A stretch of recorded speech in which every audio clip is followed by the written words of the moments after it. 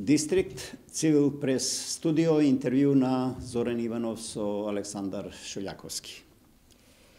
Новинар, уредник, колумнист, политички колумнист, влијателен и посебно надарен аналитичар, со печат на оригинален журналистички визир, со луциден стил и со пронеслив јазик кој не петелчи пред никакви авторитети. Ова е мојот суд за него, го познавам поважно како личност, но грандиозно како новинар. Ќе каже, се надевам, нешто самиот за себе во овој дистрикт, но го нема често по телевизиите, не го канат или ги избегнува, ќе каже и тој и за ова самиот. И затоа е тука во овој дистрикт, затоа што е Александар Шулјаковски впечатливо доминантен во почетените медиуми, уште од времето на таа негова култна Нова Македонија, од времето на 80-тите години па наваму, иако повеќе милува да раскажува за виното и за неговите мистерии. Како енолог или само како влюбеник во дегустирањето, но не и во консумирањето, или исто така за ова ќе мора овде самиот тој тоа да ни го потврди. И затоа ќе ги открие и своите лични тајни. Но овде во дистрикт е сепак најмногу за да ни расветли по нешто од актуелните македонски политички премрежја. Тоа накусо да ни дообјасни околу дневната политика за која пишува со многу дух, проницливо, како она се вели, како остро перо во последно време во весникот Слободен, во дневниот весник Слободен печат. Александар Шулјаковски, добре дојдете во дистрикт на Цивил прес студио. Нова Македонија, она старата, ја посакуваш, ја посакувате или се заборава? Па се заборава, како и сите други работи кои клипани ја упропастија и Нова Македонија од тие случаи. Па резултатот е следен, ние и натаму немаме национален дневник кој ќе биде авторитативно издание, каде што ќе може да се пласира се она што овие парциализирани изданија не успеваат. Нова Македонија како да славеше периодов некој јубилеј, нели, како прв весник на Македонија, тој уште е жив. Се разбира сега во други, во поинакви околности, во приватни раце. Како велат се во свое време, ја затоа прашав дали Шулјаковски жали за она време или жали за тој тим на Нова Македонија или воопшто жали за Нова Македонија како што беше? Одигра улога која не беше мала во тоа време, која многу работи не ни беа јасни. Ја одигра својата улога и велам природно згасна. Покрај се беше и некаков новинарски универзитет. Апсолутно, апсолутно. Тоа критериумите на Нова Македонија беа многу високи, впрочем и на Радио Скопје во времето. Така, со вашите текстови сега во Слободен печат, колумните во последниот период, исто така го држите високото ниво како од времето на Нова Македонија? Па се обидувам, зашто мене во политиката многу работи не ми се сменети и ќе видиме и во разговорот ќе видиме. Се е исто. Се е исто, само се сменети луѓето, субјектите. Некој стар текст од 20 години. Па практично може да се, затоа и рубриката е некогаш и сега. И сите работи некако подсетуваат, или овие нови политичари немаат многу фантазија, и општественици воопшто немаат фантазија да смислат нешто ново, нешто по-инвентивно, по-духовито, по-издржано. Ве немаше подолго време во јавноста, во печатените медиуми, а за телевизиите избегнувате полемики? Не им се уклапам во системот. Веројатно... Ве читаат и сте преостри за јавен настап, директно? Па изгледа. Еве, добро, еве во дистрикт, затоа е дистрикт. Имате слободен израз. Но ајде да ве вратам пред да почнеме со тешките политички, условно тешките политички теми. Кај нас нема ништо тешко, веројатно се е лесно само да се биде, нели, во позиција за да се извршуваат некои обврски.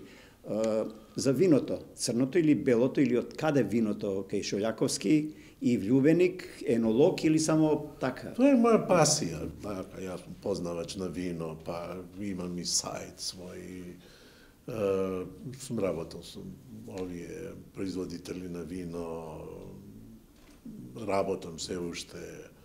Сум напишал едно 1000 текста за вино, најмалку едно, имам книга за вино, правам втора. Аматерски професионалец или обратно, се едно? Па како сакате, и така, и едно, и друго. Добро, и сега што ни препорачувате, бело или црно? Па вика, или кога како? Французите велат, виното не е вино ако не е црвено. И ја предпочитам овој термин црвено, зашто... Црвено и црно. Обично кај нас се вика... Црвено, црно не. Тука има и полно причини зашто е тоа така, али само овие јазици, тука, српски, постои црно вино. Инако е строго црвено, ни светот. На сите овие. Имаат бугарите една песна за вино, бело вино, штета што не си червено. Така нешто, да. Кога прашав бело или црвено, што препорачуваш Шолјаковски? Црвено. Добро, а ние другите, народот? Па зависи. Од вкусот, од времето, од... Црвеното е поздраво, велот. И науката вели дека е поздраво. И постаро да е? Не, староста е... Тоа е фама исто, теорија на завера. Викам, за црвено вино, вика, што постаро, тоа е подобро. Не е точно. Ете, добра информација. 90% од вината кои се прават за да бидат консумирани годината после бербата. Значи, ова цените што ни ги набиваат понекогаш поради годините, нели, тоа е дел од заверата. Ги сапиме. Дел од заверата. Нема. Околу температурата, топло-ладно ќе донесат некогаш според ресторан топло вино и велат според собна температура, а го чувале до скарата. А собна температура е подрумска. 18 степени, затоа што е тоа термин од 19 век, кога просторите од прилика тука се загревале некаде на 18-19 степени, и тоа е собна температура. Така. Јас би ја терал темава до крај, но сепак за друго сме во Дистрик. Вие сте веќе децениски проследувач на сите македонски транзицијски етапи или е само една етапа? Не, ова има толку слоеви, слични на себе и се надоврзуваат. Лошо се надоврзуваат, велам, затоа што употребив термин една, мислев, нема никаков квалитативен скок? Никако. Па сега ќе бевме негде напред. Добро, Шолјаковски, што ни се случува? 30 години, нека не бидат последните 3, 4, 5, нека не бидат предходните 11, 12, нека не бидат и предходните 4, па наназад 6, па не знам 4, па 2. Па и делот од вината, затоа што не се случува ништо по напредно, по прогресивно, по функционално, е во тие кои ги втемелува демократските правила на почетокот. Ги знаеме сите. Се беше на едно ниво на времето. Ке дојде до демократизација со времето, ама никако да дојде. Инерција некоја сама по себе, некоја очекување. Па не инерција, има некои кои таа инерција користат за да ги кочат процесите. Мене не ми е јасно, Европска Унија, реков, 94-та година е таа декларација собраниска за патот кон запад, кон од 94-та ние не можеме да се прилагодиме на ова. Тие не ги држат своите правила и прописи заклучени, па не ти ги даваат како тоа се прави. Замислите. Да збориме за еден прост дел. Од тие европски асоцијации. Раководење со води, канализации, не знам, еден куп од овие еколошки. Дневни, улични, банални нечистоти. Да, од тоа да почнеме. Небрига и негрижа. Што е направено? Не е направено ништо. А сме можели. Доро, колку сме виновни, еве, вие и јас, како личности во професија која е најавна, и колку се нашите сограѓани воопшто виновни, а колку е власта? Власта е апсолутно виновна. Затоа што за еден куп прашања, и многу потешки прашања, не сакаше да си ја наруши својата комоција. Тргнете од што сакате, од спорот со Грција до сега спорот со Бугарија, до полека не таласај, работите ќе си дојдат. Добро, Шулјаковски, еве најбаналното прашање, најобичното, најграѓанското, прашуваат често луѓето. Ќе не биде ли? Па не знам, не сум баш сигурен. Не би се кладал. До таму дојде дефетизмот? Па гледате и каква е состојбата регионот, Западен Балкан, тоа е не буре барут, буриња барут. НАТО е некоја гаранција? НАТО е гаранција, ама не ти е гаранција за немир и за судир и за може да е гаранција за некоја држење пакет. Така, Преспанскиот ни помогна малку повеќе. Мислам дека помогна, ама и Преспанскиот е од тие задоцнети. Киро Глигоров ме убедуваше после приемот во Обединети нации као ПЈРМ, вика, не се секирај, вика, времето работе за нас. Ама времето очигледно не работеше за нас. Ние го одработивме ова време. Ама по цена на што? На развој? Дали може причината е и западната, условно да речам, мимикрија? Па Ке биде вчера, утре, сега датум, ајде ова направете го, ајде она направи. И ги исполнивте, не ги исполнивте. Уште малку ќе ги чекате, некои се те Данска, те Холандија, те не знам Германија, те Макрон, те нови правила. По тие нивни критериуми, ние сме нерентабилно предпријатие кое постојано мора да се дотира. Ние имаме сериозна помош од Запад, што за нив е ситница, ама за нас е фактор на преживување. Значи, така не одржуваат практично. Па така не Инаку ова ќе не биде, прашањето ќе биде излишно веќе. Веќе не ќе бевме. Ама да не бе... Замислите да имаме ние некоја иницијатива, инвентивност, креативност и наместо пазар од 10-12 милиарди долари да бевме пазар од 30 или 40, што не беше невозможно.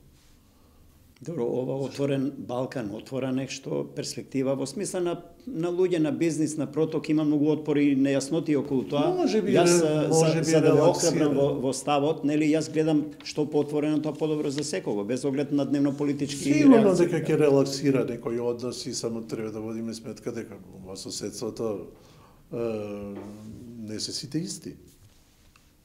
Не се сите исти и некои од тоа ќе профитираат или ќе изгубат. Во територијална смисла? Не, збориме во сфера на влијание, на економија, на овие. Така, кога спомна сфера на влијание, ајде членка на НАТО Македонија. Ќе се навратиме и ова што се случи со локалните и така натаму. Москва има влијание некое на кои се повикуваат некои аналитичари дека дури тоа е таа аномалија условно што ја нарекуваат што се случи на локалните избори неочекувано наспроти сите анкети и прогнози.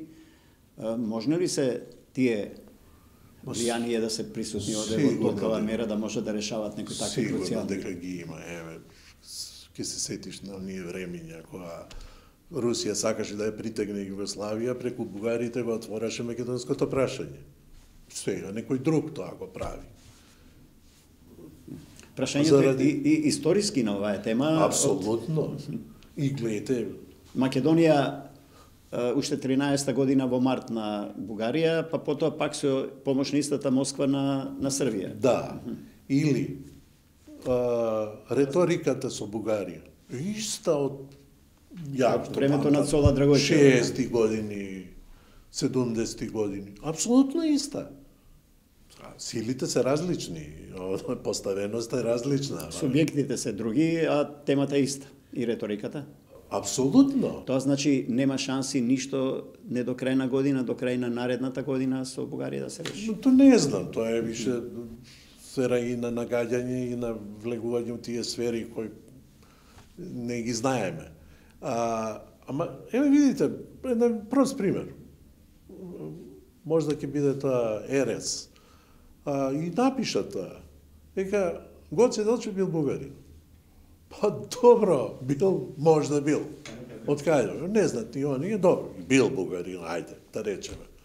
Као за многу тоа национално чувство не било баш дефинирано во тоа време.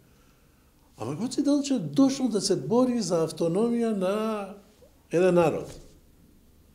Он ме порасна во мој очи. И на една територија. Он стана Че Гевара.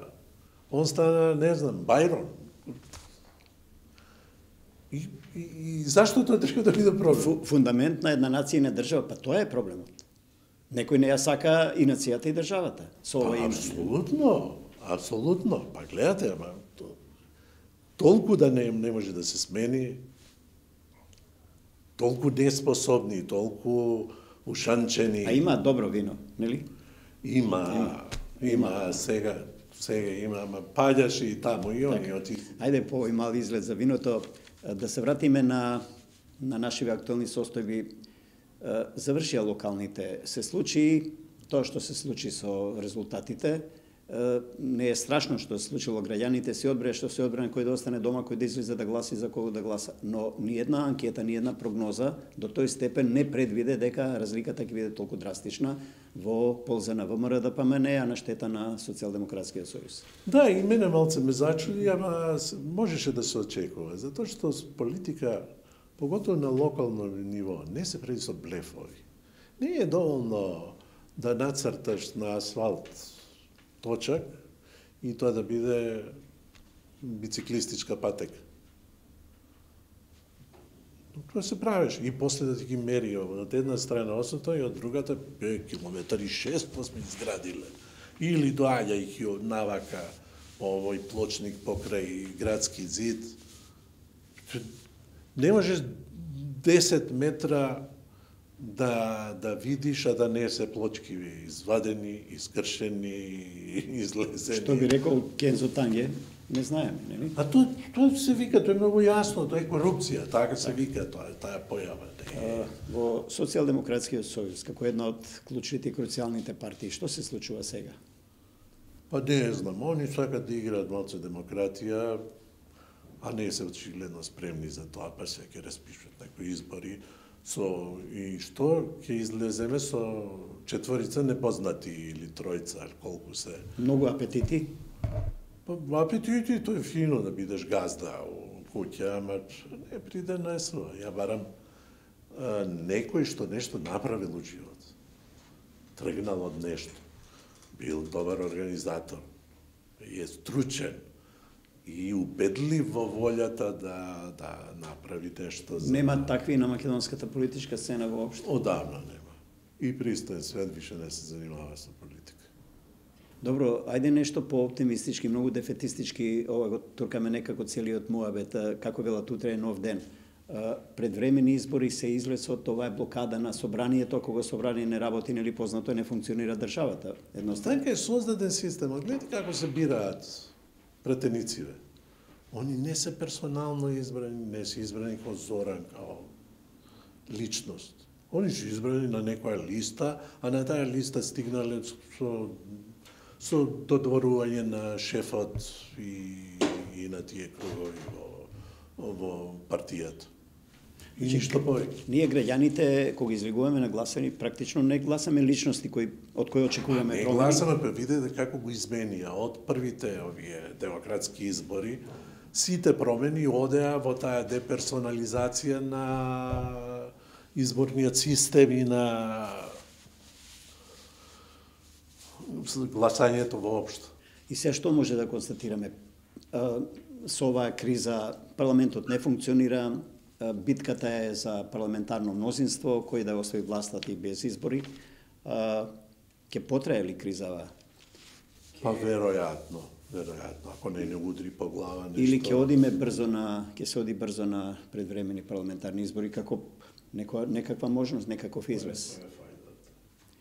Па еве немаме парламент практично. Па немаме, одавна немаме парламент.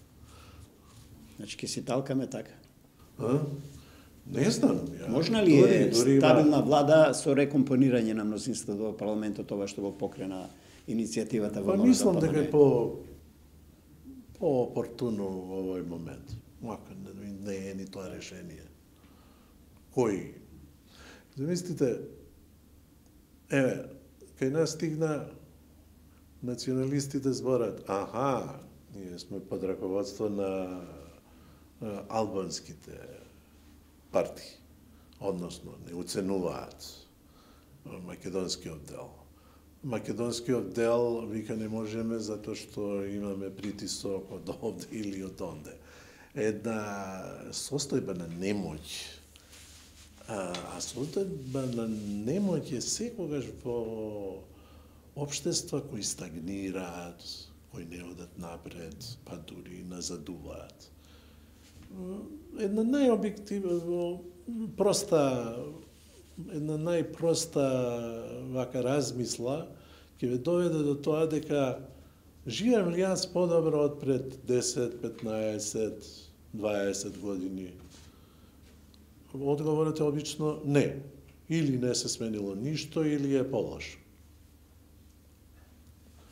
И гледам дека луѓето се веќе обесхрабрени да зборуваат за суштински проблеми. Па сите гледаат на тоа, ајде, купи ден, помини ден. Каде да бараме, Шолјаковски, таа точка, таа пресвртница во последниве години, еве со оваа власт, условно да речем, се уште актуелна, може ли да е преспанскиот тука, каде што се преврти, да е поразено едно национално ткиво, граѓаните се чувствуваат поразени, да една апатија? Па има веројатно и тоа, ама тоа се тие повисоки сфери на чувства, на определувања. Не би рекол. Ама би рекол дека ние не искористивме, еве, тој преспански договор, да го функционализираш. Односите со Грција се тие кои беа. Нема никаква промена. А односите со другиве земји, еве, се влошуваат. Нема прогрес. Како рекоа, ја постојано зборувам за тоа дека и во најдобра намера онаа политика на Киро Глигоров за еквидистанца кон соседите. Може да ќе беше посоодветно екви приближување кон соседите. Зашто еквидистанца веќе подразбира некаква задршка. Ги туркаш од себе. Задршка е тоа, а не е пат во прогрес, во соработка, во не знам што. Има една, не знам дали ја знаеш, Жак Ширак доаѓа 95-та година, 95-та така.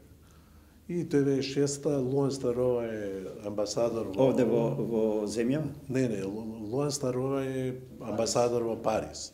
И добива од Елисејска палата. Од градоначалник станува преседател. Да, добива од Елисејска палата иницијатива на председателот Ширак.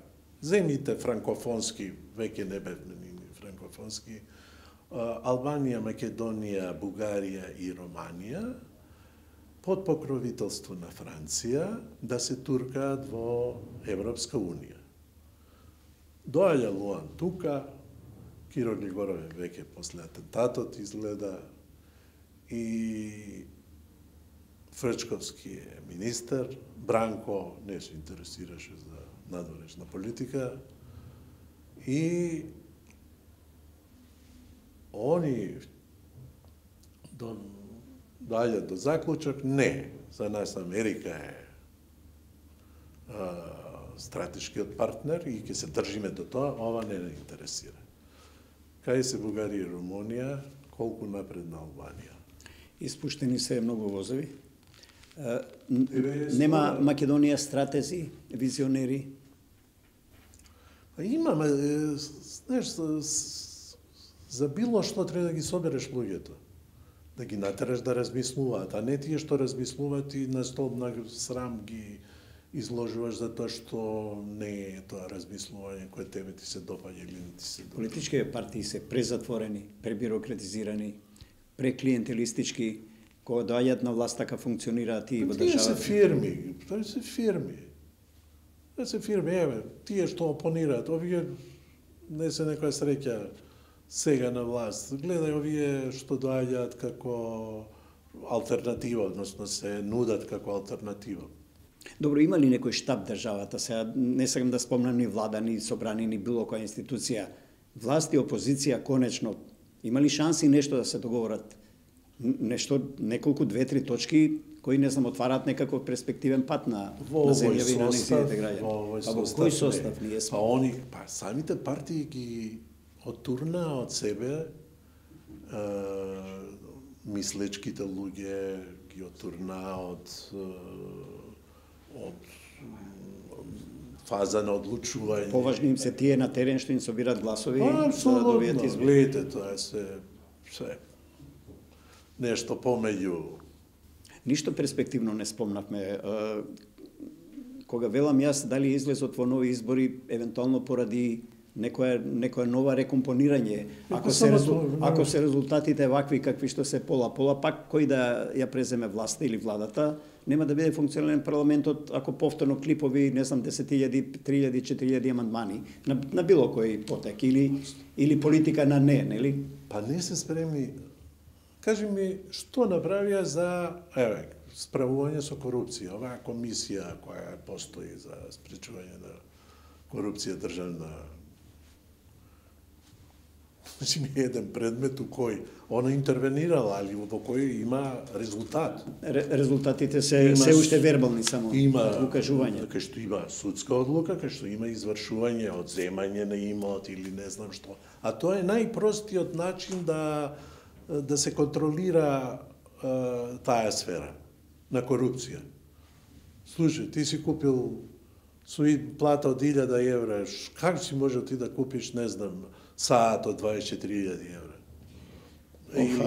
Александар Шојаковски, да, драг колега, еве после колку 27-8 минути разговор, ни една позитива вака перспективна не извадивме, ни еден мал оптимизам, премногу дефетизам. Можеме да заклучиме дека нема на повидок некоја посветла перспектива воопшто за државата, за општеството, за нацијата. Може би е еден навиду можда незабележителен носителен елемент овие коалиции на етничките партии меѓу себе, да е некој напредок, некој граѓанизирање на општеството, ослободување од некој баласт. Порелаксирана атмосферата. Ама и таму, еве, Охридскиот договор беше, ако сакаш, и наметнат и сигурно. Што направивме ние тој да го усовршиме тој Охридски договор? Остана на... Ништо, еве, дури еден американски председател, актуелниот Бајден, се заканува, внимавајте на тој и на другиот договори, на сите договори, нели да не јадете ќотек од нас. Што му напредивме ние како ситуација? Се релаксира ситуацијата, сигурно. Малку, ама не суштински. Зашто ние секогаш за некои овие општи проблеми позајмуваме политики. Едно од најголемите грешки е, например, и зашто ни се случи 2001 и зашто ни се случуваше се тоа претходно. Ние, кога избуна бунтот на Косово, 1981 година, ја позајмивме, ја усвоивме политиката на Србија. А политиката на Србија била секогаш поразлична меѓуетничката политика, и односите сами. Хегемонистичка секогаш, да. Била многу поразлична од како овие во Македонија. Во Македонија не дека имало некоја меѓу етничка љубов, ама имало голем степен на толеранција и разбирање и така натаму. Ние ја усвоивме таа и додека ни дојде до глава дека тоа не може да ни се случија сите тие работи. Ни се случи 2001, ни се случи прво 91 со не гласањето на уставот, па не се извлече поука, па ни се случи 2001, па после била нели фабричка грешка уставна и така натаму. Но добро, ајде во да се вратиме малку и да завршиме со една поведра тема. Јас ќе вратам на вашите звездени мигови нели во новинарството или во издаваштвото, како сакате, во весникот Денес или Македонија Денес, во Денес.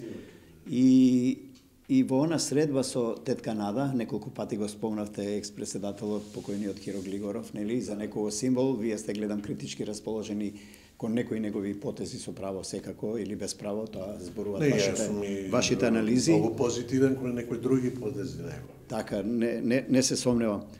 Што се случи?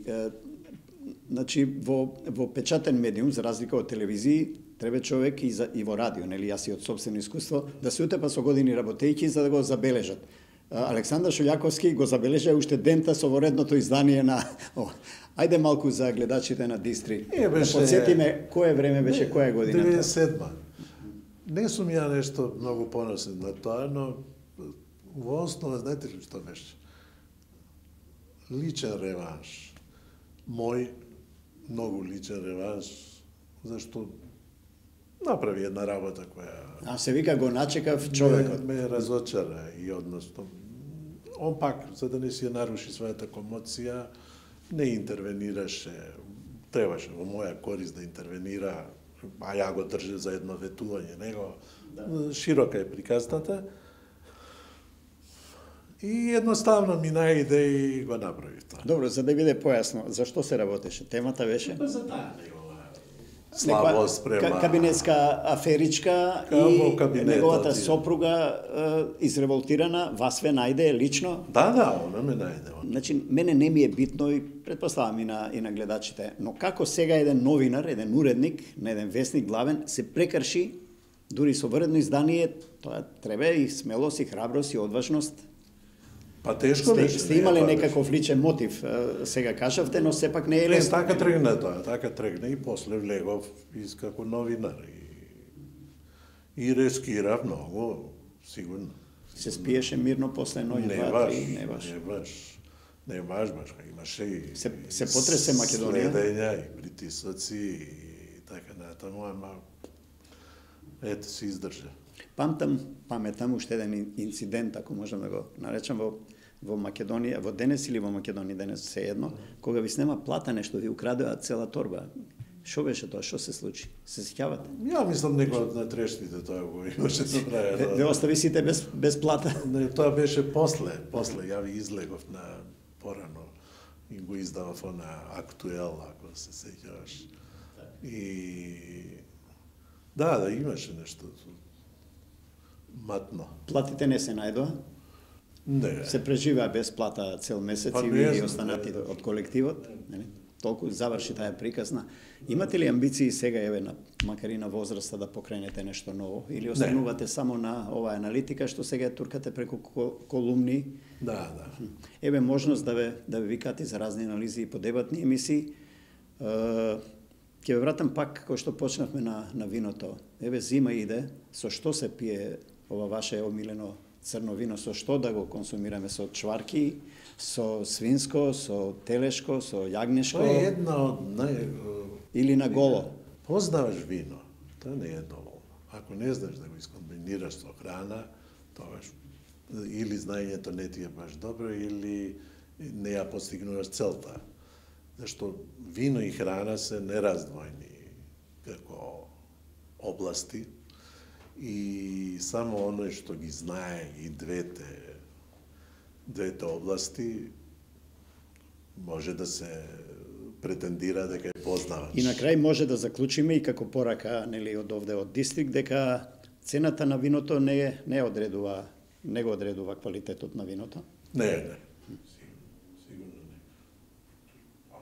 Точно е дека поскапото вино има претензија да биде добро, али не секогаш не успева во тоа.